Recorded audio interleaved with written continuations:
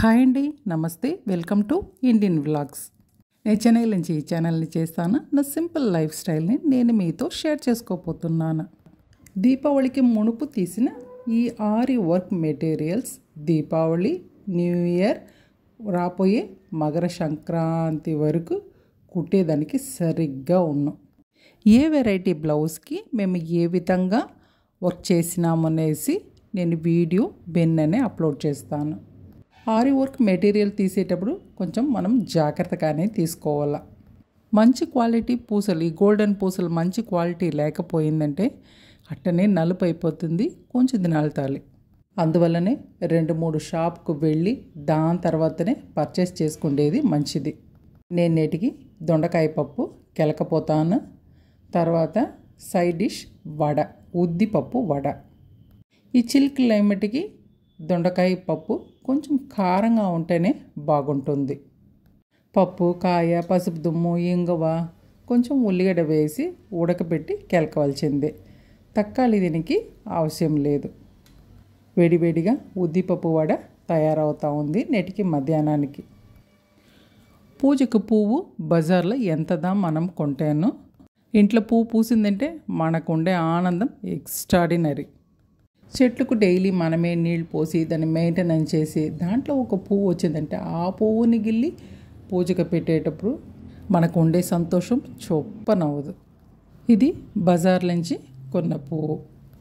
Violet, red, yellow అనేసి విధమైన చామంతి పువ్వు, దాంతోపాటు రోజ్ కూడా ఉంది. ఈ వైలెట్ కలర్ చామంతి పువ్వు ఎప్పుడుమే అందరికీ చాలా ఇష్టం కదా. ఈ పువ్వు ఎంత బ్యూటిఫుల్గా ఉంది చూడండి. విధమైన రంగులో ఉండే పువ్వుని మనం సంతోషంగా అలంకారం చేసేటప్పుడు స్వామిని చూసే వాళ్ళను బాగా ఆనందపడిపోతారు. ఈ పువ్వులంతా తెల్లవారుజామున పూసి సాయంత్రమే వాడిపోతుంది. ఉంటేను ఈ పువ్వు మనకిచ్చే హ్యాపీనెస్ ఎంతో ఎక్కువ.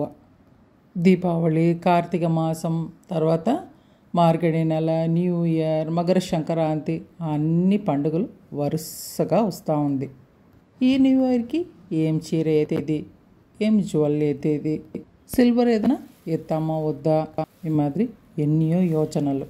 ఇంత యోచనలు మనం చేస్తూ ఉంటే ఈ సైక్లోన్ వేరే వచ్చి మన యోచనల్ని అటా వచ్చి డిస్టర్బ్ చేసి పోయింది. సైక్లోన్ అంతా పోయిన తర్వాత ఇప్పుడు కొంచెం స్మార్గా ఉంది చెన్నై. చెన్నైలో ఉండే అందరమే వాళ్ళ లైఫ్ని రీఫ్రెష్ చేసేదానికి ప్రయత్నం చేస్తూ ఉంటారు. నేను దీనికి మునుపు జిఆర్టీలో చూసిన ఈ డిజైన్స్ని ఒక ఐడియా కోసం మీకు పెట్టి ఉన్నాను. ఇది పాండిచ్చేరి బీచ్. పాండిచ్చేరిలో మణకుళ వినాయగర్ గుడి చాలా ఫేమస్. ఇది వచ్చి మణకుళ వినాయగర్ గుడి ప్రసాదం. తెలుపు పద్మం ఇస్తారు. దాని తర్వాత ముఖ్యంగా గెరికసు ఇస్తారు. గెరికసుని బాగా బంచిగా చిన్న బంచిగా కట్టి మాలగా వేశారు స్వామికి. ఆ గెరికసుని అందరికీ ప్రసాదంగా ఇస్తారు. పాండిచ్చేరిలో ఉండే ఈ మణకుళ వినాయగరికి గుడికి వెళ్ళి వస్తేనే చాలా ప్రశాంతంగా ఉంది గుడి. సండేస్లో జనాలు కొంచెం ఎక్కువనే ఉంటారు. అలంకారం చాలా సూపర్గా ఉన్నాం. ఇది ఆ గుడిలో ఇచ్చిన అలరి పువ్వు. చెన్నైలో మేము దీని అలరి పువ్వును చెప్తాము, మిగతా జాగలో దీని పేరు ఏం చెప్తారనేసి నాకు తెలవలేదు. తెలిసిన వాళ్ళు కమెంట్ చేయండి. ఈ తెలుపు కలర్ పద్మం మంచి దైవీక శ్వాసన. మణకుళ గుడి వినాయగర్ ఫొటోస్ కొంచెం నేను అప్లోడ్ చేసి ఉన్నాను. మిగతా ఫొటోస్ అంతా నేను భిన్ననే షార్ట్స్ గాను లేకపోతే వీడియో గాను అప్లోడ్ చేస్తాను. ఇది మణకుళ వినాయగర్ గుడి దగ్గరనే ఉండే అంగిట్లో తీసిన చిన్న వినాయకుడు. ఇది పాండి జిఆర్టీలో తీసిన కాదు చూసిన చిన్న వెండి గిన్నెలు. ఇది కోఆప్టెక్స్లో నేను తీసిన కొన్ని బెడ్షీట్లు, తలగడ్డ ఊరలు, కొంచెం టవల్ తీస్తేనే. కోఆప్టెక్స్కి వెళ్ళేవాళ్ళు ఏదైనా తీస్తే ఒక ఐడియా కోసం ఈ వీడియో అప్లోడ్ చేసి ఉన్నాను. ప్యూర్ కాటన్ దొరుకుతుంది. సాటిన్ కలిసినట్టుగా కాటన్ ఉండేటగును దొరుకుతుంది. తలగడ్డ ఊరను, బెడ్షీట్ను. కాటన్లో టవల్స్ కూడా బాగానే ఉంటుంది. ఇది జిప్ పెట్టిన తలగడ్డ ఊర.